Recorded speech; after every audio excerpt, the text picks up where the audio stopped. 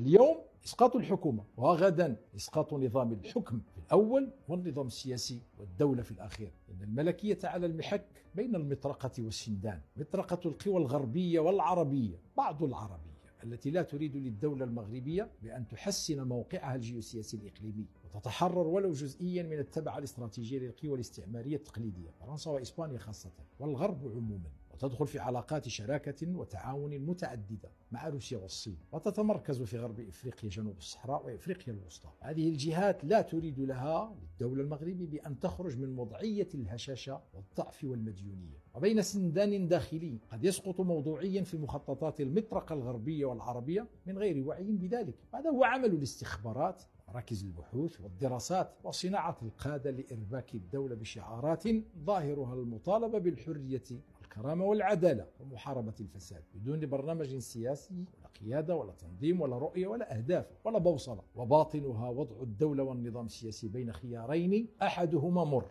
الاستجابة لمطالب المحتجين من الشباب ورفع سقف المطالب عند كل استجابة. اليوم إسقاط الحكومة، وغدا إسقاط نظام الحكم في الأول والنظام السياسي والدولة في الأخير. هؤلاء الشباب هم من سيستلمون الحكومة إذا سقطت، أو الحكم إذا سقط النظام، بلا خبرة ولا رؤية ولا تنظيم ولا قيادة ولا شرعية أبدا، ليسوا أهلا لذلك. هؤلاء الشباب مجرد وقود في محرقة ستأتي على الأخضر واليابس، والجميع فيها خاسر: الوطن والدولة ونظام الحكم. إذا قلت سأكرر هذا النداء والنصيحة، لعل الله يحدث بعد ذلك أمرا.